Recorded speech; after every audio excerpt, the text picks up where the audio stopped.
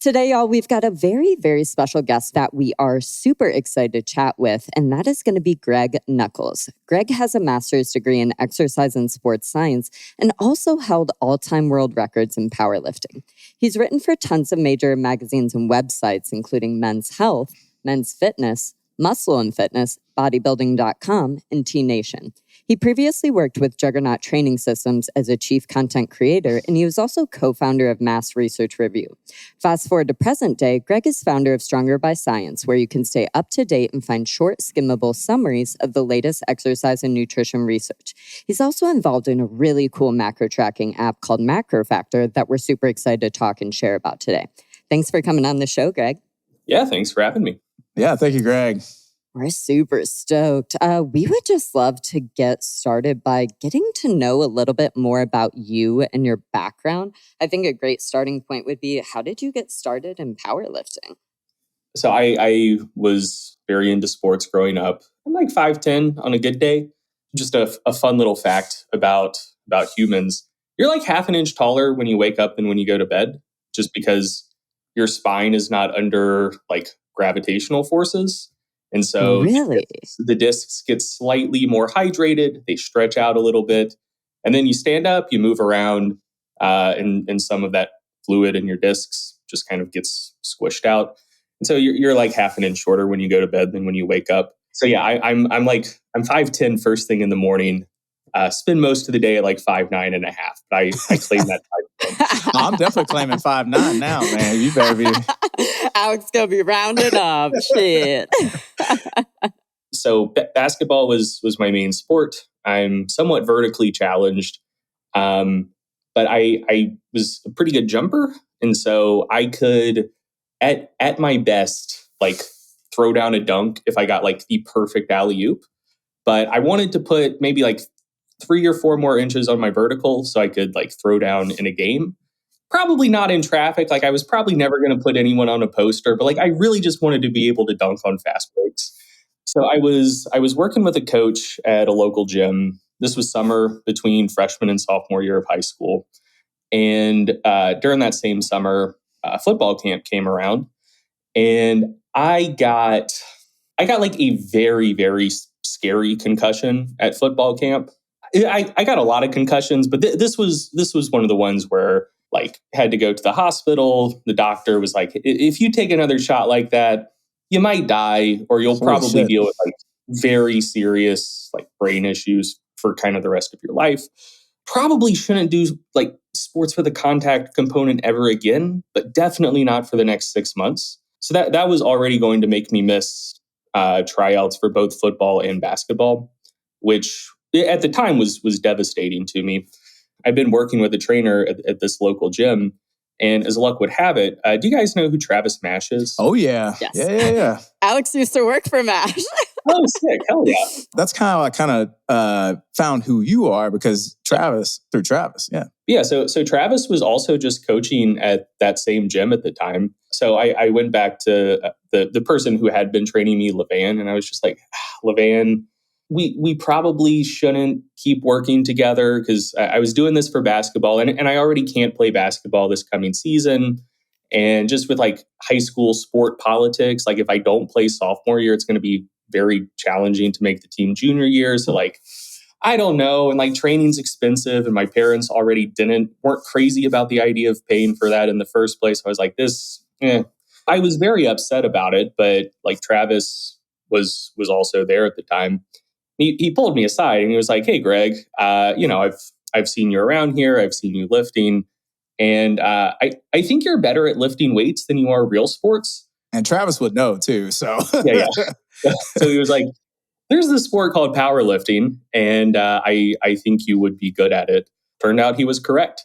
And powerlifting was a great thing to go to, because it is a sport where if you sustain head trauma, you did something very wrong. There's no helmet-to-helmet contact. You're not going to catch a line drive to the face. You're not going to get your feet taken out going up for a rebound. Like the head is safe in a powerlifting context. So yeah, that's how I got into it. What a coach to find. Oh my God. It's like, if you talk about like all the stars aligned, it's like, if you're going to be in good hands, Travis Mash the dude, right? It was outrageously fortunate. What were your world records in? Oh man, it almost feels funny to say today because lifters have just gotten so much stronger. But I had the like all time kind of across all federations tested records for the total at 220 without knee wraps, and total and squat at 242 with knee wraps. The numbers themselves today are hilarious. What are they? The 220 total was I think it was 1714. At 242 it was 1885 and a 750 squat. So you had a 750-pound squat. Yeah, but I mean, these days, I mean, especially the 220 number, man, there's people in like the 183 class doing that these days. The sport has definitely come a long way from when I was on top, but there for a brief moment in time, I was pretty decent. So you went to school for a degree in exercise science. You have a master's degree, correct? Mm-hmm. I'm just curious because I was also working on a PhD at one point in time in my life. And did you ever try to go for a PhD, or is that not in the cards for you? No. In another world, I may have pursued a PhD. So my wife and I were high school sweethearts. You know, like we didn't want to do like the exact same things after high school, after college, whatever. But you know, we were together, and with any relationship, there comes compromise. So it was basically like I pick a thing, you pick a thing, I pick a thing, you pick a thing. Like I largely chose where we went to college, but then she got kind of the first bite of the apple for what we did after college. And so she got a journalism job out in Southern California. There are like ex-phys master's programs in Southern California broadly, but with just how bad the traffic is down there, yeah, there were none where like, you know, I could be close enough to a school to like get to the lab regularly, and she would be close enough to the Orange County Register to go in for work. Like it would have been both of us having like hour and a half commutes every day. So yeah, I was like, yeah, I'll put grad school on hold for a bit. And then actually when that wrapped up, the plan was then to go back to grad school, get my master's, get my PhD. So yeah, then when when it was my turn again, I was like, okay, like I'm going to apply to grad school. I'm going to go get my master's. I probably shouldn't share too much detail or too many details about this, but basically, I was ready to go. I'd been accepted, had registered for classes. We were in the finishing stages of figuring out what apartment we'd be living in. Everything seemed good, and then I became aware of by some people who were looking out for my best interests that the place that I had applied to go was maybe doing some research that was maybe a little dodgy. Maybe it was all about to blow up soon. Oh, wow. And so I probably shouldn't go to that school.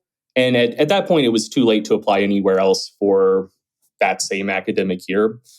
So that was already going to kind of push it out at least another year. That's the point where we were like, okay, this business we have, let's start taking it seriously, because even if I do go back to grad school next year, we need a way to earn income like for the next 12 months. Yeah, that just ended up going better than we anticipated. And so at that point, I still wanted to go back to grad school, but it was like, yeah, let's try to find some time. It's not just going to like completely bury the business and like completely derail what we've got going for me to go back. So it ended up being another couple of years until I could go back and get my master's. But kind of by that point, the business was doing well enough that I was like, okay, I can put some stuff on the back burner for 2 years to get my master's. I really can't put things on the back burner for an additional 4 years to also get my PhD. If the first grad school attempt would have worked out, I think I probably would have just gone straight through, got my master's PhD. But since there was that like 3-year gap between graduating undergrad and going back, by that time, I was just in a place in life where it just wouldn't have been feasible. You said you started a business? What business was that? Stronger by Science. Oh, okay. So that's been your website for quite a while, sometime right now? Yeah. What became Stronger by Science was just like a personal blog, but that started in 2012. But like 2015 or so is when we started taking it more seriously, like as a business. And you were writing like articles and doing journal reviews on your website, right? And what was Mass?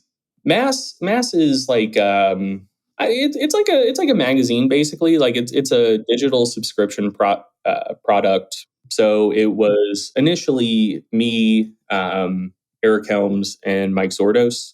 Yeah, we would just find what we thought was the most interesting and relevant research for strength and physique athletes, people who coach strength and physique athletes, and just break it all down every month because a lot of people want to keep up with the research, but a lot of people struggle to read and understand original research for themselves. It's very frustrating. Like I think that there's like a bit of elitism in academia, and there's so much stuff where it could be simplified to make more sense to a broader reader base. But I think there's kind of a strain of wanting it to be intentionally opaque. So it's kind of like the forbidden knowledge that you can only really like grasp and attain if you've done the right kind of school to understand it, which I don't love. But yeah, that's a dynamic that exists. So we're like, hey, we can kind of be the bridge here. Like take the stuff that's getting published in the research and make it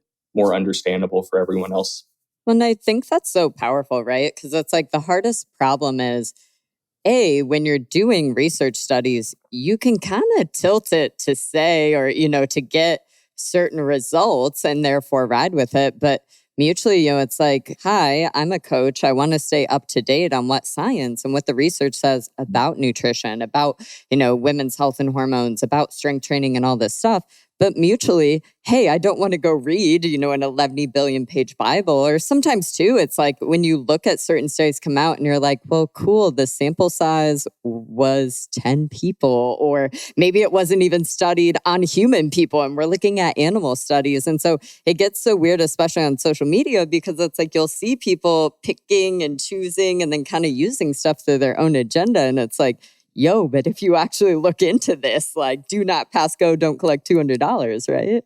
Yeah, and it's kind of funny as well. Now we're kind of getting more into like the translation barrier from the journals themselves to social media, like even beyond all of the other issues you brought up.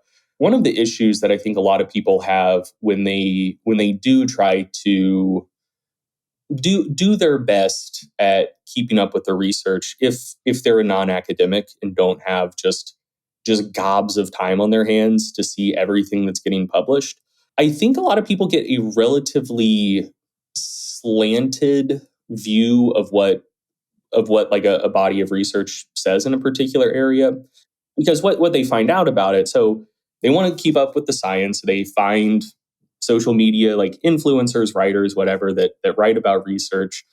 And so that's their lens into the research and what's getting published. And the people writing about research have kind of a finite amount of time to write about stuff. And in some cases may have an agenda. They want to do a bit of cherry picking to find the specific citations that support their ideas the best or whatever. But essentially, the view you get of the research is a view of the studies that the people you follow choose to write about, which is oftentimes a extremely small minority of the research in a particular area, where, like there might be a topic where there's 25 studies on a particular topic, a particular issue.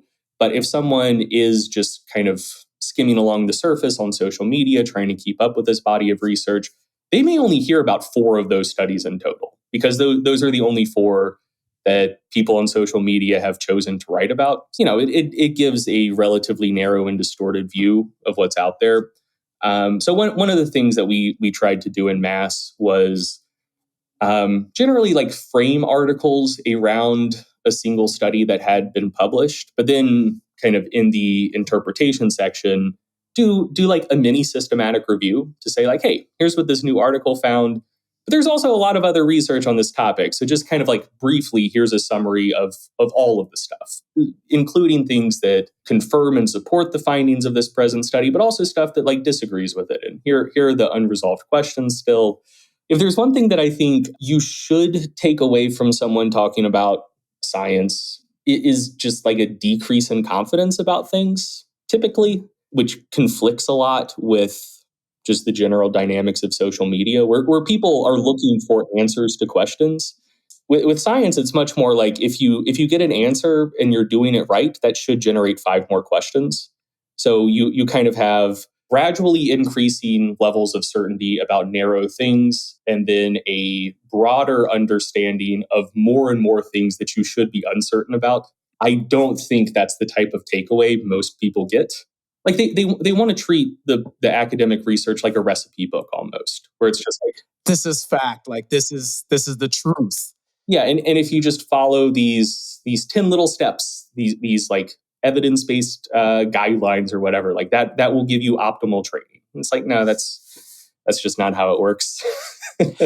So what, in your opinion, is like, how can we take the evidence and the literature and use it in applicable ways? Like if I were a coach, right, and I'm looking at this body of research and I'm trying to understand, how I can help better improve, my clients, like nutrition or training. Like, what kinds of things do we take into consideration? I think it's mostly about just trying to, one, gain a better general understanding of physiology so that when you encounter something, you'll have a better just baseline understanding of what's probably going on.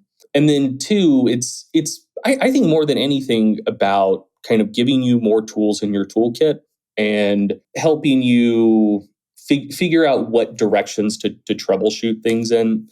And I think it gives you like a decent starting point. So the thing about research is like you're fundamentally interested in group averages. Like you're trying to figure out, like, on average, does thing A work better than thing B?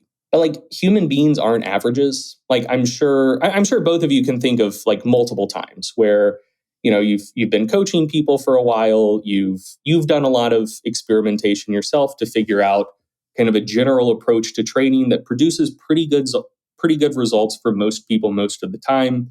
But then you just have clients from time to time where you're like, okay, let's give this a shot, and it just doesn't work. And then you're like, okay, well, I'm a competent person. I know that there's other things to try. So yeah, let's iterate, let's troubleshoot, and you find an effective method of training for those individuals that may look quite a bit different from how you typically train most people. That's just a thing that exists. And so I think what research helps you do is, one, it helps kind of like fast track that original process of figuring out what works pretty well for most people most of the time.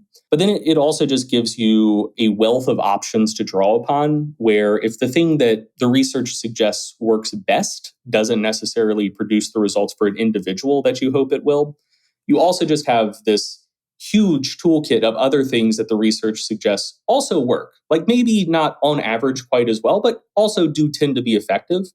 And then that can help guide your troubleshooting to figure out kind of ideal training for yourself, for the people you're coaching, whatever. I think that at the end of the day, good coaching is more about good coaching than just knowing everything about the research. But it helps kind of like constrain that troubleshooting process a little bit, where you encounter a problem and there might be 50 different potential options that you could try, but there's research on 5 of them. And of those 5, the research says like, 3 of these are probably pretty good. So now you've kind of like narrowed down your next attempt at troubleshooting from 50 possible options to 3, but not looking at it so narrowly where you say like, oh, the research says this is the best one, and if it's not working for this individual, they're just hopeless. Yeah, a lot of times, like you'll see a study come out, and then someone will cite this and say like, this is what is happening, and then you'll see another study come out that says the exact opposite, and somebody else will promote it and be like, no, actually, this is what's happening. Like at that point, what do you do? Oh man. One thing that tends to be true is that there's usually less actual conflict within a body of research than you would think just from observing social media. If there's like 8 papers on a particular topic, it's often very easy to find 2 that are leaning in completely opposite directions. And so people who really support idea A will kind of find the study with the biggest effect estimate in favor of the thing they promote. the people in favor of B will find like the largest effect estimate in favor of the thing they promote. And it looks like, hey, there's a ton of conflict in this research. Who knows? Like how could we possibly determine which one of these is best? But then if you dig into like all 8 of the studies, you might find that like, oh, hey, like 6 lean in one direction, one kind of has null results, and one leans in the opposite direction. So it's like, it probably leans that one direction, you know? So that you see that more often than not.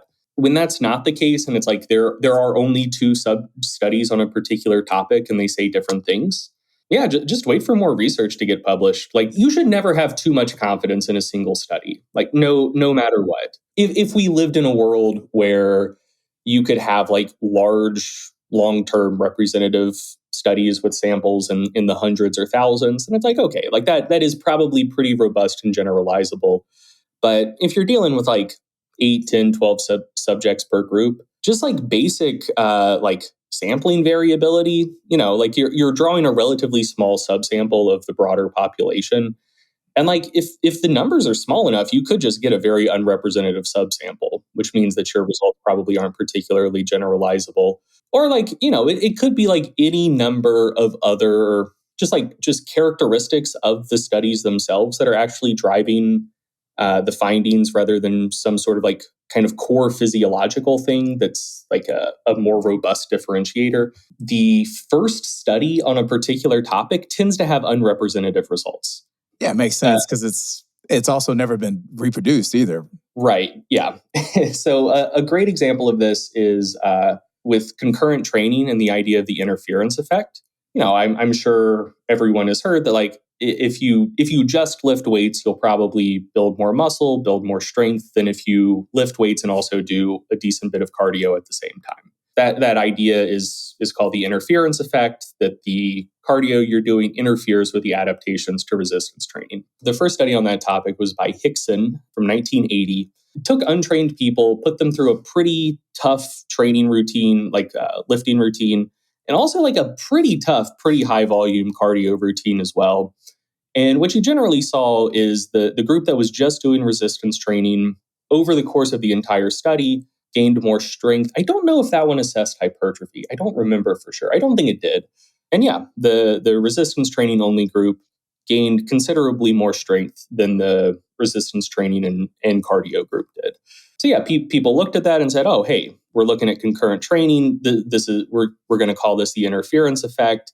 We're going to generalize the results of this one study to say like, hey, if you're doing any cardio at all, like that's going to be really bad news for your gains." But then in the intervening 40 years, there's been a lot more research on the topic. And now what you see is like the interference effect is probably real, but is like a lot more context dependent. So you don't really see it generally very much in studies on untrained lifters. And there also seems to be like a pretty fucking reasonable threshold for how much cardio you can do before it really starts impacting you. Like, you know, you don't need to be worried about going on a 30-minute jog 2 or 3 times a week. But if you're doing like really serious aerobic training in addition to your lifting, like, yeah, like that probably is going to have a negative effect. And there's also a timing component where if you do like a strength workout and then immediately go out for a long run, that's going to affect you way more than if you do a strength workout and then run the next day or like 6 hours later that day. So yeah, it's like all of these little nuances, but what you see in a general sense is even with all of that, the general magnitude of the interference effect is like way smaller than what the Hickson study observed. And the Hickson study, I think, has the second largest effect size ever observed in terms of like the magnitude of the interference effect. I mean, it was the first study on the topic, and it's also kind of an outlier result. There haven't been other studies that have found evidence for an interference effect, but just not an interference effect of nearly the magnitude that Hickson determined. And there's a reason. One is that generally the first study in a body of literature is kind of like a proof of concept study almost. Like a researcher will have an idea that like, hey, I think there is an effect that exists that hasn't been like documented and published before. But you don't want to waste your time. You don't want to waste your research funding. So what you're going to do is you're going to design a study that is like calibrated to detect that effect if the effect exists. Like with the Hickson example, the cardio intervention used in that study was like a pretty intense cardio intervention. And so it found like, yeah, if you do enough cardio, like that's going to reduce your strength gains, But then follow-up studies using much more like reasonable kind of moderate cardio interventions have observed like a much, much smaller effect. So like that, it was kind of a proof of concept study. Like it showed like, hey, if you do a lot of cardio, you're not going to gain as much strength. But you shouldn't generalize that to mean like, if you do any cardio, it's going to really mess with your gains. But what's funny is that that's what happened though. Like that's the thing that stuck around the most. Like you've seen it, like, and you still see it. Like people are like, doing cardio will kill all your strength gains. Like don't ever do it like together. So that's one thing, just kind of on the research design front. Generally, the first study or two in a new area they often use relatively extreme protocols to kind of verify if an effect exists in the first place. Because if you use a protocol that is kind of designed to be able to detect the effect and you still don't, then it's like, oh, okay, my hypothesis was wrong. There's probably not an effect here. But it is often a protocol that would be unrepresentative kind of in the real world. A lot of the research on like recovery methods are very, very similar, where they'll essentially say like, hey, we think that, I don't know, like compression garments or like cold water immersion or massage gun or whatever else. We think that this thing is going to improve recovery after a training session. So what do we need to do? We need to induce a lot of fatigue and a lot of muscle damage and use this like recovery modality versus some sort of control or sham treatment, and just see like, hey, do we see creatine kinase coming down faster? Do we see like isometric torque recover faster, jump height recover faster, whatever? But so, if you don't induce that much fatigue or muscle damage in the first place, both groups are just going to recover fast anyways. And if there is an effect, it's going to be very, very difficult to detect, especially with a relatively small sample size. So what you do is you're going to have a fatigue protocol that is just like brutally unrepresentative, where if you're looking at like recovery of lower body strength, you might recruit untrained people and have them do like, here's a very common protocol. You do like 5 sets of 10 maximal eccentric reps of like knee extensions on an isokinetic dynamometer, which sounds awful. I think it is impossible to do anything that extreme with like conventional exercise equipment.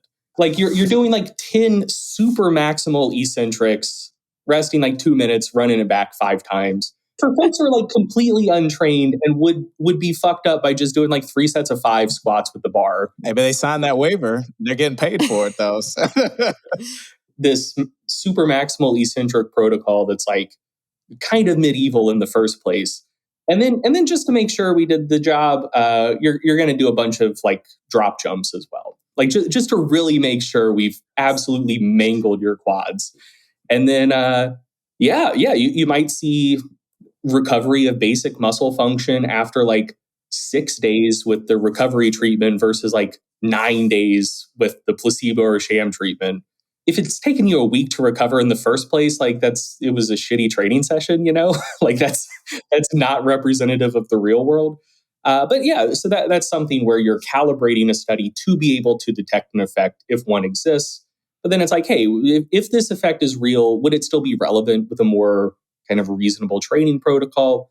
Who knows? Like that's something that follow-up studies will look at. The second reason why the first study or two on a topic tends to be unrepresentative is a dynamic called publication bias, which is essentially that it's a lot easier academics are humans just like anyone else. Like if you think about the studies that tend to get the most traction on social media and tend to get the people most excited, it's generally things that detect like a notable statistically significant effect in favor of one thing over something else, because it's like, hey, this is an exciting thing. Maybe it subverts my expectations, or it just says like, hey, this is a thing you should definitely try because it's going to improve your progress, whatever. And researchers are no different. Statistically significant positive findings are just more exciting and more fun to read than null results. And so as a result, it's a lot easier to get positive results published than null results. If it's a completely novel body of research, there's nothing to compare it against. In science, you do something for at least like the typical like frequentist approach to statistics generally used, but it's called assuming the null. Like you assume that two things don't differ, and you look to see if you can gather adequate statistical evidence to suggest that no, in fact, these two things do actually differ, and that's called rejecting the null, and that's a statistically significant finding. But so assuming the null is like your baseline built-in assumption. And so if there's a body of research that doesn't exist yet, no one's done research on this topic, just tacitly everyone should be assuming the null. And so if you do a study and you get null findings, that's not exciting. That's not novel. Like we were assuming the null, you found the null. There are a finite number of papers that get published every month. Why would we as a journal publish this paper? It doesn't seem like an exciting, novel, useful finding because no one expected there to be an effect here. You didn't find an effect here. Who cares? So, it very well could be that, like, it's not like every scientist in the world knows each other and talks to each other and knows what everyone's working on at all times. So it could be something where, in the global sense, there's this thing that doesn't actually have a real effect. And 5 different labs have independently done studies on this topic, and 4 of them got true nulls, which they either were unable to publish or just like didn't try to publish because they're like, oh, this is a null, no one's going to care. And then one lab gets a false positive. Like they find that like, hey, there's not actually an effect here, but we observed one. There's no other published research to compare it to. And so like this seems like a real thing. And they're going to have a much easier time getting that study published than if it was a null result. So there's just kind of that structural thing of like, you have no idea how many nulls are floating around out there unpublished before the first positive result comes out. But that first positive result is the one that's likely to be the first one that gets published, So yeah, between kind of people intentionally designing proof of concept studies and the structural dynamics in play with publication bias, generally the first paper or two on a topic tend to be fairly unrepresentative. And so if there's not a large body of research on a subject already, and there's just 1 or 2 papers that have come out, I don't think anyone should put much stock in them at all. Even in a more established body of research, you shouldn't put that much stock in a single paper, like even if there is more stuff to compare it to. But especially if you don't have a broader body of literature to compare something to, you should not put like any faith at all in the results of a single study, especially the first one on a topic, because it is like highly likely to be an unrepresentative result that will either be reversed or significantly attenuated when there's more research on the topic. Do you find social media frustrating though? Because it's like, I feel like especially as TikTok has continued to get, more popularity the last few years, it's like whoever is yelling the loudest and whoever is yelling the most clickbaity, outrageous thing wins. And I think that's the hardest part for like good coaches is it's like the sexy stuff is usually not the stuff that actually like moves the needle or it's maybe the 1% to pay attention to rather than, the 98 or 99% to pay attention to. And so it's like with all of the research that y'all share and review and stuff like that, do you get frustrated at times? Because you're almost yelling with this tiny microphone. And it's like, hey, but here's science and this is actually what's happening. But you have all these people out here, preaching how, you should be doing ice baths every day. And hey, you need to be, don't do cardio. It's going to kill your gains. And do you feel like you're like fighting a losing fight ever or just like get frustrated with social media? I used to. Most of the time I don't anymore. And one of the realizations I think that was very helpful to me when there would be something where kind of the chatter on social media conflicted very strongly with the research or to be more like to have more intellectual humility, at least my understanding of the research. It used to really get under my skin because I was like, these people are wrong, and that's like a really bad thing because like I'm so deep into this stuff and it matters to me so deeply that it feels like a transgression of something that is like actually really big and important. and that it's like a bad thing, and I need to be concerned about it, I guess. But as more and more time has gone on, like I care less and less, because with a bit more age and experience and just perspective on everything, I've come to realize like most of it like the stakes are so low if someone's wrong that like who cares? Like a current topic of a lot of dispute online is like how close to failure do you need to train to maximize muscle growth? Oh, we just been talking about this with Brian. Yeah. Okay, cool. Yeah, and some people are like, like you're going to get like huge like marginal benefits from going to failure, and other people are like, no, stopping a couple reps shy is fine. Like you don't need to go all the way to failure. I don't know. Like I have my opinions on the topic and my understanding of the research, but it's also like the people I disagree with, like if they're wrong, like who fucking cares? I guess because no one is saying that either of those things is bad. Like let's say that it is ideal to stop 2 reps shy of failure, but someone's saying like, nah, like you got to go to failure. Like those last 2 reps are really important. And they convince a lot of people of that fact. Who cares? Like, because It's 2 reps, right? no one is looking at that and saying like, 2 reps shy of failure, that's where you get all the gains. And if you push all the way to failure, you're not going to grow at all. And it's going to be terrible. Like we're talking about like relatively small marginal differences between the two. At the end of the day, it doesn't really matter who's right or wrong. Like if people go down one road or go down the other, they're probably going to make decent gains regardless. So like it's something that acutely feels very important because it's something you spend a lot of time reading about, you spend a lot of time learning about.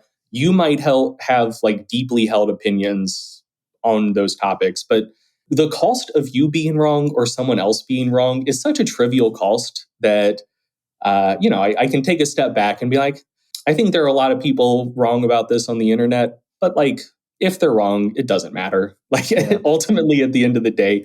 So like the things that do get under my skin are things that I think are like legitimately dangerous, I guess. There's a class of people online that it's mostly like carnivore folks who are just like, like vegetables are poison, and saturated fat is actually really good for you. So you should try to consume a bunch of it.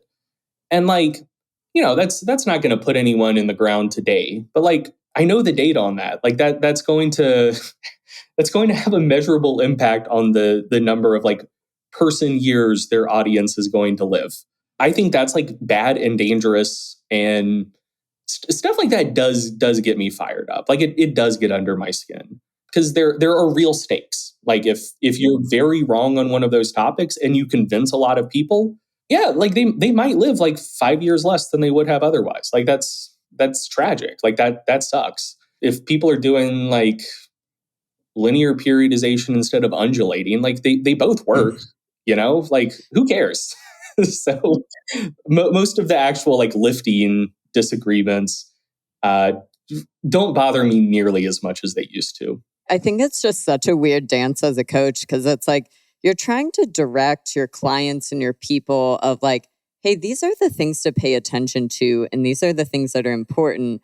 Well, what if we just did both of it and we weren't super extreme about either one? And it's just so hard, right? Because again, it's the microphones are loud on social media these days. I think too, like it's just people's obsession with being optimal. Like you want to be as optimal as possible. And if you're not doing everything perfectly ideal, then you're going to be missing out on somehow. Yeah. So there are two other dynamics here that I think are important. One is I think that a lot of people deal with information overload and they respond to what they're told. And if you're someone creating content on social media, you need to get attention on that content. And if you are going to write about a particular topic and what you're actually going to say is the same regardless, but you have a choice to frame it as, hey, if you do this thing, it might make a marginal impact on the gains you see, versus like here's this trick they don't want you to know, and you're leaving so much progress on the table. You need to consume this content. It's very important. People are going to click on the second one even if the first one is probably a more accurate representation of what's actually going on. And so, yeah, like most people creating content are like overselling almost everything, which puts the information consumer in a place where they're just like, holy shit, there's so much fucking information, and all of it is crucially important. And so I need to consume all of it and like over plan everything before I do anything, because the stakes are so high, because there are so many things that are going to dramatically influence my results. So like I need to get all of my ducks in a row and have like a quote unquote optimal plan before I do anything. So I think that's one dynamic. The other one, there is a lot of tacit deriving alt from is, which there's this classic idea that if you observe something that is a fact, before you can determine what you like determining what you do with that information ultimately needs you to read values into it, right? A lot of like politics stuff falls under this umbrella, I guess, where we'll say like, like if you do this policy thing, it will increase the national debt by like $3 billion a year, or it will require taxes to go up by like 0.5% or whatever. And there's just that statement of like, hey, this is a thing that will happen if we do this thing, therefore we shouldn't do it. So that is taking the is, which is, hey, this will cost X amount of money, and deriving an ought from it, which is we ought not do it. But kind of the underlying assumption there is that like, hey, it could be any number of things, but it's like, hey, there are budgetary concerns, and if we spend this money, like that will be bad. That will have like other knock-on effects, and so like we shouldn't do it. Like, but those are kind of all of the reasons underpinning the policy prescription of we shouldn't do this thing because there are these things associated with it. But the is itself, like, hey, this will cost money, does not necessarily imply we shouldn't do this thing. Because someone could also argue like, well, but there will be social benefits to it and blah, blah, blah. So you can start with the same like basic information and draw two different conclusions from it based on what you care about and what you value. And so with a lot of like fitness information and lifting information, there's an unstated premise in, I think, most content that's out there that like, thing A is better than thing B, produced 5% more hypertrophy or whatever. Therefore, you should do thing A. Like that, it's taking the is, like, hey, we observed a difference between these two things in the research, and it's drawing an ought statement from it. Therefore, you ought to do the one that is better. A thing that just like infuses so much content online, and I think that's something that content consumers deeply internalize, when like that's not necessarily the case. Because like, let's take like training volume, for instance. It's like, hey, if you do higher volume training, like you might grow more muscle. And people will be like, oh no, but like I don't have time to be in the gym for longer to increase my training volume. So like, oh, holy fuck, what should I do in this situation? It's like you're deriving an ought from an is. Like I'm saying, if you do more volume, you'll probably grow more. But like to get the therefore you ought to do this out of that, you're assuming that growing a little bit more matters more than everything else in your life, and that you're trying to figure out how you should displace other things in your life to increase your training volume a little bit and have slightly longer gym sessions. And it's like, what if you just didn't do that? Or it's like, hey, like you're consuming this information. They're like, hey, if I could do this thing, I could probably grow a little bit more. But you weigh it against everything else going on in your life and your values and whatnot, and determine like, hey, the costs of this outweigh the benefit. Therefore, I'm not going to do it. But yeah, I think that dynamic gets people all worked up in knots, because they're just like, oh God, I can't do everything that would be optimal. And since I'm drawing the ought of I must do everything optimal from the information I'm reading, I'm just a neurotic mess now. When the simple way through that is just like, hey, guess what? You don't actually have to do all of that stuff. Like this is information. You can do with it as you please and kind of weight it for yourself against your goals and values. The stuff that you do, Greg, is really important, because you do mention those things. And I think it's very valuable that, hey, like you express this is the finding, but may not necessarily need to be doing that. So Yeah, tell us about MacroFactor. And you started this nutrition tracking app. We love tracking macros over here. So yeah, tell us about it. Sure, yeah. So it is a food logger with coaching functionality built in. So if you have experience using like MyFitnessPal, Lose It, Chronometer, something like that, you're probably familiar with food logging. You log what you eat, pretty straightforward, whatever. But then a challenge that a lot of people have is they then need to kind of like do their own kind of light data analysis to make decisions based on their nutrition and weight info, like relative to the goals they have. So if someone is like trying to lose a pound a week, for example, the process they might use is going online, finding a TDE, total daily energy expenditure calculator, just like plugging in their basic demographic and anthropometric information. And the calculator says like, hey, based on this and your reported activity, we think you're burning like 3,000 calories a day.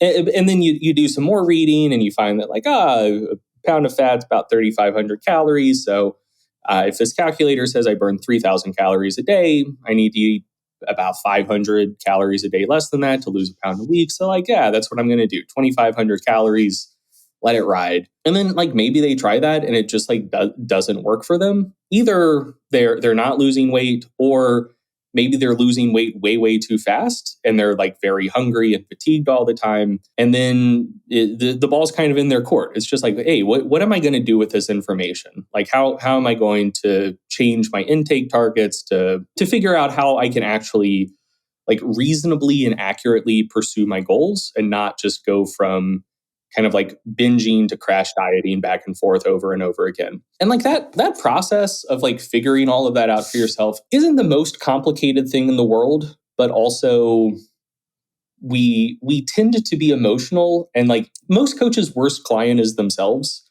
Like it's a lot easier to like objectively and dispassionately look at someone else's data than your own. Ultimately, at the end of the day, like there are pretty straightforward physiological relationships between like weight, nutrition intake, and energy expenditure. Like the rate at which you're gaining or losing weight kind of independently, even if you don't know what someone's eating, the rate at which their weight is changing gives you a pretty good idea of the size of the deficit or surplus they're in. And then if you also have their nutrition information, you can roughly calculate how much energy they're actually expending. And then that will change over time as your exercise and activity habits change, or just as you gain or lose weight, or you're in a deficit or surplus for a prolonged period of time. Like a phenomenon called metabolic adaptation will kick in. You'll either start burning more calories, start burning fewer calories. If you have a continuous stream of weight and nutrition data, you can track someone's energy expenditure over time pretty well. And then knowing the surplus or deficit implied by a particular rate of weight gain or weight loss, if someone says like, hey, I want to gain or lose weight at this particular rate, and you have that pretty decent estimate of their energy expenditure, you can give them really accurate nutrition recommendations to reach those goals. That's ultimately what MacroFactor does. Like it has a really good food logger that is nice and pleasant to use, but it also allows you to kind of offload a lot of those decisions that you would have to make for yourself for, given what my goals are, what should my nutrition targets be, and how do those need to change over time for me to actually pursue my goal. Where did a lot of these calculations come from? Or like where are we generating this information of telling people, hey, based on this data you've given us, this is what we think you might need to be eating. And we'll just keep it at maintenance calories because obviously everything else depends. But where did all the information come from? Because it seems like y'all are looking at more than just height, weight, age, and it's like I feel like TDE also looks at body fat percentage maybe. But how did you guys come to those conclusions on guidelines?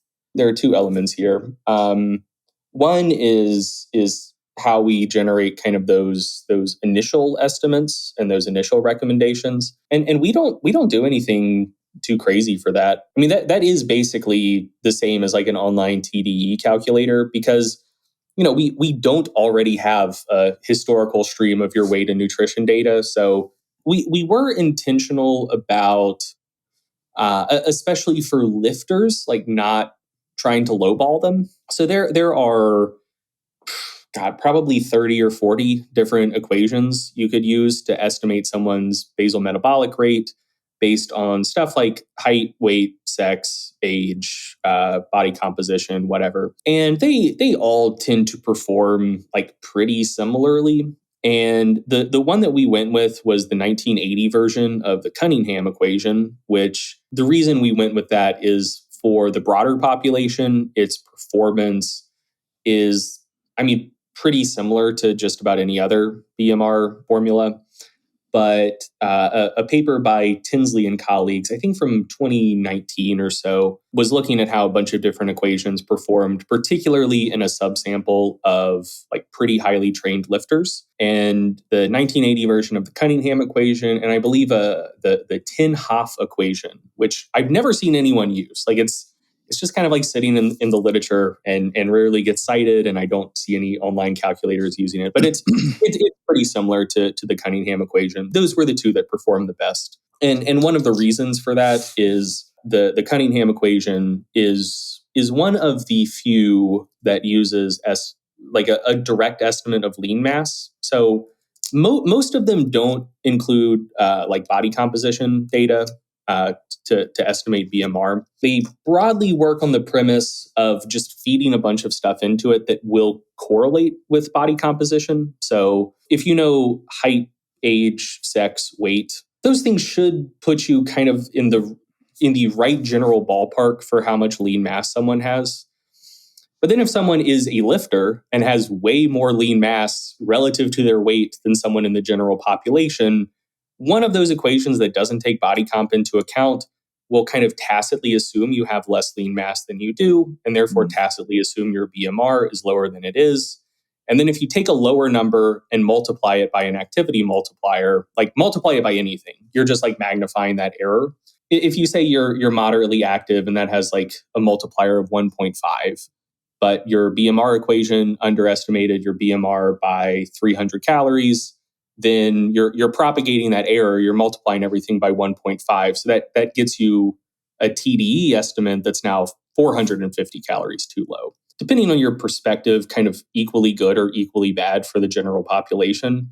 But the ones that consider body comp directly tend to perform particularly well in people that do have body compositions that differ meaningfully from the general norm for people of their age, sex, and weight. So yeah, that's probably why it generated a better estimate for you, because I assume you're more jacked than the average 115. Yeah, Lori's jacked, bro. I think you guys have just done such a good job with the Macro Factor app of helping people more accurately at least get a good, reasonable starting place, because that's what we're always just trying to explain to people, because they'll be like, well, do I use activity level this? Do I use... And it's like, dude, just pick one, because you then have to test it, right? Like regardless of where you start, you have to keep going and you have to test and see what's true for me. And so to just help people, fix that learning curve and just start a little bit closer than maybe they might with other things, I think that is huge. Well, thank you. Thank you. I will say in a broad sense, I don't think we get closer to average. Like I think you just had a particularly good experience, because I suspect that you are someone who burns more energy than would be expected just from your basic demographic information. But there are people in the opposite direction as well who burn considerably less than would be expected.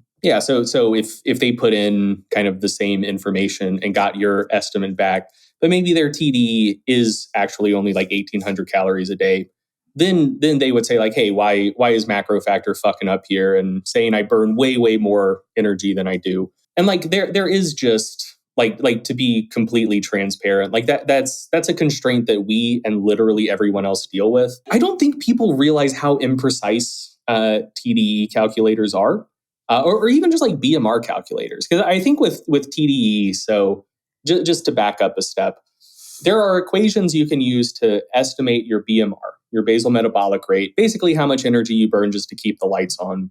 And then once you have an estimate of your BMR, you have activity multipliers where it's like, hey, are you sedentary, lightly active, moderately active, very active, or extremely active? And you multiply your BMR by whatever activity multiplier is associated with those categories to then estimate your total daily energy expenditure. And I think most people realize that, like, hey, that multiplication step is like a little bit sketchy because, like, am I somewhat active or moderately active? Who knows? Those are very broad descriptors, you know. But I think people have the assumption that the actual BMR estimation step is like very, very precise and very, very accurate, and like it's not. So we're publishing an article on this. I think probably next week at this point. But so the research that you would use to validate a BMR equation, essentially what you do is you collect data on all of the things that you expect to be associated with BMR. So like age, height, sex, weight, body composition, whatever, like probably a few other things. But yeah, you collect all of that data.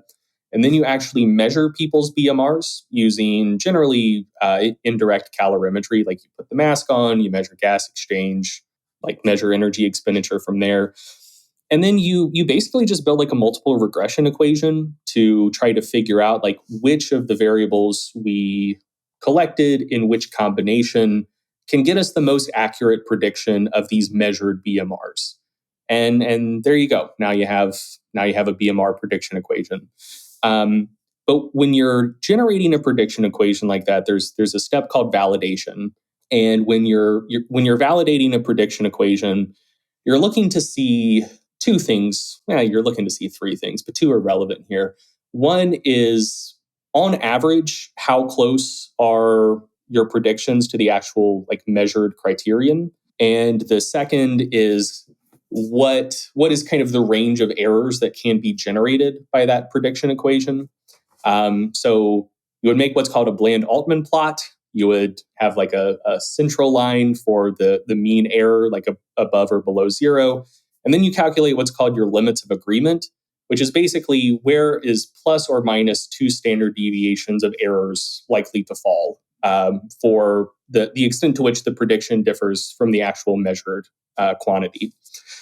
And for BMR prediction equations, the kind of average standard limits of agreement you see span a range of about 800 calories. So you're saying about plus or minus 800 calories, it could be off? Plus or minus 400. 400, yeah. Sorry. Yeah, so the whole range spans 800. Yeah, so if BMR equation says your BMR is like 1,500 calories, that means that of all possible numbers, 1,500 is the most likely. Because I mean, like it's roughly normally distributed. So that's kind of like the number at the top of the bell curve. But there's a 95% chance that the actual number is somewhere between like 1,100 and 1,900, which is a huge range. Beyond 2 limits of agreement, like you're not even talking about outliers. It's like, hey, about 1 in 20 people will either be more than 400 calories above or more than 400 calories below that estimate.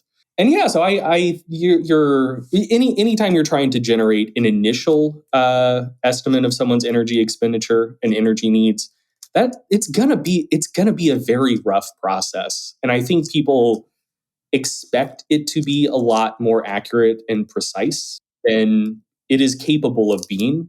And so then the whole point of macro factor is like you're starting with a low quality, low resolution estimate. But then as people actually track their weight and nutrition, you can get a much more accurate, much more high resolution, much more precise estimate.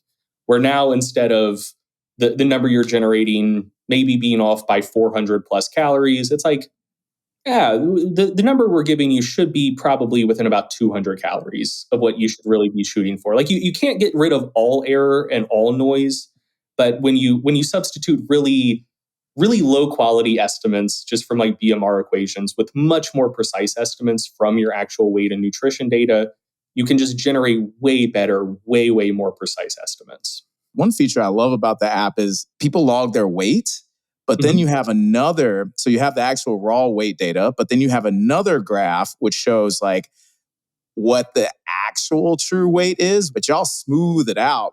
And it makes it actually so where like people can actually see like, oh, actually I am trending down.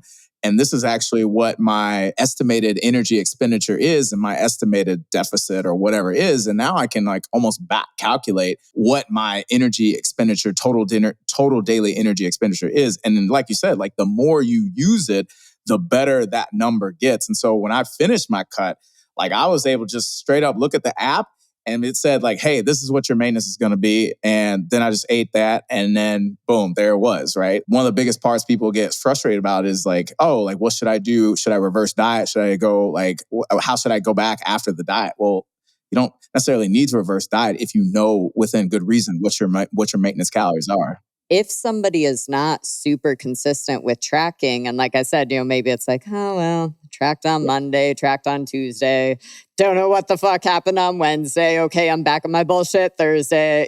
If somebody is sporadic like that, is macro factor gonna be a good fit for them? Or like, is it still gonna be able to do the thing? Or would they just be better off in that case to go use another app? Yeah, so they probably wouldn't be able to take full advantage of macro factor. One thing I will say though, I think that people's aversion to tracking and inconsistency with tracking comes from a few different places, but logging your food is a bit of a chore. Like it's something that takes a bit of time. Like you're hungry anyways. You're trying to shove stuff in your mouth. But it's like, hey, now I have to take 3 minutes to put all of this in an app before I can actually start eating. Like it's annoying, One of the things that we were very intentional about with Macro Factor is doing ungodly amount of competitor research to try to figure out like what do all of the food logging flows look like in every different app, and at each step along this process, what are little tricks that people use to not need to take like not need to include like a tap or a swipe or an action or anything, like some apps left out that others haven't, and then just kind of like collating all of those and figuring out a couple other little tricks such that like the friction associated with logging food should be lower in macro factor than any other app on the market. At the end of this process, Corey developed something he calls the Food Logger Speed Index, FLSI, where he took like the 4 most common food logging flows in all of the popular nutrition apps and just looked to see like how many discrete actions or taps do you have to take from the point of pulling up the app to actually having something in your food log. And so, for example, like across all 4 workflows, it took a combined total of like 40 discrete actions to log foods in MyFitnessPal versus 26 in Macro Factor. So basically, like the friction of food logging is about 50% greater in MyFitnessPal, which, that may not be enough of a friction reduction to make it go from being like you hate food logging to now it's seamless and it doesn't bother you at all. But I do think that there's just kind of like a friction barrier somewhere where like if it's slightly above that barrier, it's like, no, like I can't see myself doing this consistently long term.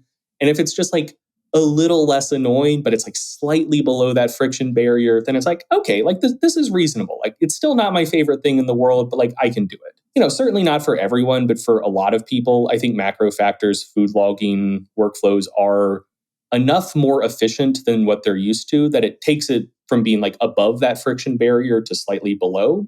And so it's like, okay, now I can be more consistent with it. And the other thing is just like, I think inadvertently, a lot of food logging apps create like negative associations with food logging for their users. So, let's say you're trying to lose weight and maybe you don't have much experience with nutrition, dieting, anything like that. And so like you're doing your best, you have your calorie goal, you're logging what you're eating. You think you're eating a reasonable amount of food, like you think you're eating less than normal and that it should be good for your diet. And then you go over your calorie target for the day by like 100 calories. And then suddenly like all of the numbers turn red. You might get like a pop-up saying, not saying these exact words, but like conveying the feeling of like, you fucking piece of shit. You were aiming for 1,800 calories today and you went 1,850. Do you care about your goals? Like, do you even fucking care about losing weight? What is wrong with you? Like, I think that's like the message that comes through. And so like, yeah, that's a bad experience. Like your app that you're trying to use to like help you like reach your goals is just like be mean to you. Yeah. and we were like extremely intentional about removing any sort of like shame-based UI elements. You know, you've been on a diet for a while and you're just like going and gonna have dinner with friends and you're gonna like blow through your calorie budget. And you've been doing a great job sticking to your diet like up to this point. And then like the one time you have fun in a month, the app says, fucking piece of shit. How dare you? How dare you deviate from your diet today? Like that is no way to set someone up for long-term adherence. So yeah, I think a lot of people have negative associations with food logging because the food loggers inadvertently create negative associations for themselves. And we have like no UI elements like that will like create that feeling in people. So a common thing we've heard from users is like, I've tried logging food before, I've never been consistent with it, and for reasons I can't quite put my finger on, like it's just going way better with Macro Factor than it has with whatever app I was using previously. I think that is my attempt to put my finger on what it is. I do think that a lot of people find it way more tolerable than they would have expected it to be. But yeah, if someone even independent of all of that just doesn't want to log consistently, it's not something they just have any desire or interest to do, then like, yeah, Macro Factor is probably not the product for them. And save your money, use a free app, like definitely. What you got me thinking about when you were talking about like, how many steps does it take to get from A to B when logging your food? Well, that's no different than, say a business owner might be like, hey, if somebody adds something to cart, well, we don't want to have them, log into PayPal. They have to do XYZ and do a triple backflip. It's like, everybody wants to use like Shop Pay, enter their email, instantly log out, 3 clicks later. And so same thing, to be able to, reduce the number of clicks or the number of steps, it's like, well, dude, time is the most valuable thing on this planet, right? So if each time you're clicking, that's 1 second. Well, again, it's like, if I can track my food in like 2 minutes for the day versus, 5 or 10 minutes, that's just so huge. So I love all of the intentionality and then attention to detail there. Well, thank you. Thank you. Greg, question. So yeah, Macro Factor will self-coach basically someone through, their nutrition goals. Do you think that there's any value then of having even just another person, like a actual human coach, like work with somebody also using Macro Factor? I think that it's kind of just like a division of labor thing almost, where there are things that humans are good at and there are things machines are good at. Machines are good at doing math. Like that's where the word computer comes from. Like it's for computing things, and the like basic like mathematical stuff underlying the Macro Factor algorithms is, basically exactly what I would do if I was coaching someone. Like, hey, I see your weight, see your nutrition. I'm going to use that to roughly estimate your energy expenditure and looking at how your progress is going. Like that's what calorie and macro updates are going to be based on, So it's like, hey, that takes a little time, that takes a little mental effort. It takes an app with all of that math coded into it, no time and no effort to do. And it's going to arrive at a very similar outcome to what a competent human would arrive at, going through a very similar process. So yeah, like that's something where it's like the approach most people are going to be taking will be like a quasi-algorithmic approach in the first place. So why not make it like an actual algorithmic approach? Like it just saves time and energy. Where humans are good is like literally everything else that is associated with coaching. Like I think a lot of people think that like diet coaching is just about just getting updated macros each week, because for a lot of people that's what it is. Like there are a lot of shitty macro coaches where that is the service they offer, and And if Macro Factor can put all of those people out of business, I will be so happy, because that is to me, that is a borderline scam. Like, why are you paying someone like $200 a month to give you like 3 numbers each week? And that is coaching. Like that's ludicrous. Call me in 2 weeks. Yeah. And if those people are mad, it's just like, hey, the service you're rendering is a service that can be replaced by a machine. You didn't build yourself a moat. Sucks to suck. But like, there is so much more to good coaching than that, where you're talking with people through the challenges they're facing, like the struggles they have, what they're feeling, what they're experiencing, and actual human shit, like building a relationship. Because ultimately, at the end of the day, like if someone's doing weight loss, like it's simple, you eat less, the pounds come off, bada bing, bada boom, everything's good. But like, that's not how it often works in the real world. Like there is just so much more struggle, and a coach, a good coach, is someone who like can help like bear some of that struggle with you and help you overcome challenges that you would struggle much more to overcome on your own.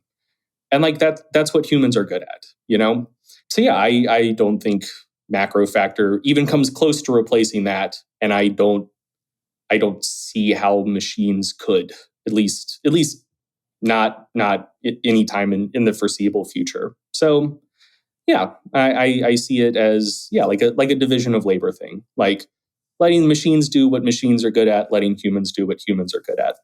Greg, are there any plans or certain features that you guys are currently working on that you don't have yet, but it's like on your radar of like, oh, this is something, we want in the future for our app? Let's see, probably 2 or 3 weeks after this episode comes out, then we're adding like a ton of features related to like micronutrient tracking and analytics. Cool. Like that's coming soon when I'm speaking to you guys, and very soon when this episode will be published. So that's the big thing we're working on right now. So we have a public facing roadmap. It's just feedback.macrofactorapp.com, where you can see what we're publicly committed to delivering, and we have a much more extensive and audacious internal roadmap of stuff where it's like, we don't necessarily want to give away all of our good ideas publicly right now. But yeah, no, there's so much more that we want to do. But yeah, the next big thing is probably those expanded and improved nutrient analytics. Aside from stuff kind of with Stronger by Science and then stuff with Macro Factor app, is there anything else on your radar that, maybe it's not a right this moment goal, but it's kind of something in the future of like, oh, I would really love to ... Is there anything cool like that, even if it's just personally or professionally? I have a big audacious plan that I have no idea when I'm going to find time to work on it, but it's something I want to do. So I want to make something that's kind of like examine.com for exercise, where it would be just like pretty much everything that anyone would want to know about exercise in a kind of like comprehensive, easily accessible, free platform, where there's a just database of like musculoskeletal anatomy, and then like an exercise database built on top of that, and all of that refers to what would essentially be like an anatomy and physiology and like XPhys like textbook worth of material, kind of like underpinning everything, where like you can link out to not just give like a brief description of stuff, but like if people want to get like a kind of like undergrad level understanding of this stuff, like all of that would just be there and freely accessible. And so that kind of being like the backbone of it, and using it as a space to, I don't know, kind of like help out the good guys, I guess. So like an issue that I think a lot of people have is like, if you're like an ethical person doing good work and not just like being super audacious and loud and playing the social media game, like it can be difficult to compete against people who don't maybe have some of the same ethical hangups you do. Yeah, this is still like very half baked, but like try to figure out a way to build such a good resource that it's going to like draw so many eyeballs and so much attention, and use that as a way to like redistribute all of those eyeballs and all of that attention to the people who are doing good work that may like struggle to get that attention in the first place. And also like to like improve, or at least kind of like nudge forward the research side of things as well, because like a lot of the complaints that people have about exercise science mostly just comes down to the fact that there's not much money. Where it's like you pull up a study and you're like, there's only 8 people per group. Like why don't these dumbass researchers know that sample size is important? It's like, brother, they do, but they're working on a $5,000 grant. Yeah. So yeah, like there's a lot of research that needs to get done, and there's a lot of like areas of research where there's like small studies where we could get so much more clarity if there was just funding for larger studies. Like most of the stuff we care about isn't stuff that people with deep pockets care about. Like there's a lot of money in like sarcopenia research, but there's not much money in like, hey, how can people put like an extra centimeter on their bicep thickness? Like that's, I would want to know. yeah, I want to know, but like the NSF doesn't want to know. The NIH doesn't want to know. And even like big private donors, like the Bill and Melinda Gates Foundation, don't care about that. Like, I just want to keep us small, man. That's it. Yeah. So yeah, like, and again, this is like very half baked. I don't know exactly what this would look like, but yeah, if there was a way to just kind of like like collect and distribute like funds from people, where it's like, hey, I can't write $1,000 check to a university to get this study done, but like, maybe I could pledge like $2 a month because I like research in this area. And if enough people like if this draws enough eyeballs and enough attention and enough people that care, like I think collectively we could probably pool like quite a bit of money to actually like make a tangible difference and kind of like step in where public and like big private money hasn't been able to, and quite frankly, as far as I can tell, probably won't ever be able to. So yeah, I don't know. I don't know exactly how any of that will look, how long any of it will take, when I'm going to be able to find the time to do any of that. But that's an idea that's been rolling around in my head for probably 2 or 3 years at this point. That at sometime at some point, I would like to be able to execute on.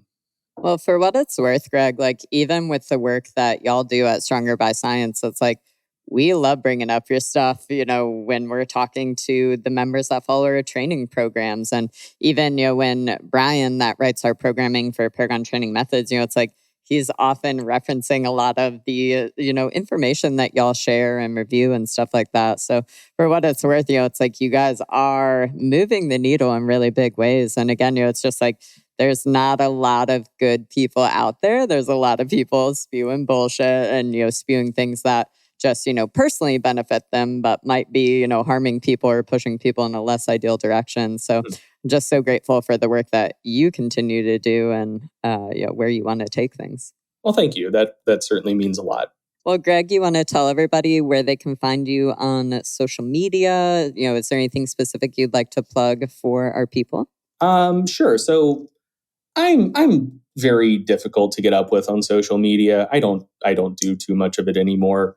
I'm reasonably active in the Stronger by Science and Macro Factor Facebook groups and subreddits. Like there's 4 total things there: Stronger by Science Facebook group, Macro Factor Facebook group, Stronger by Science and Macro Factor subreddits.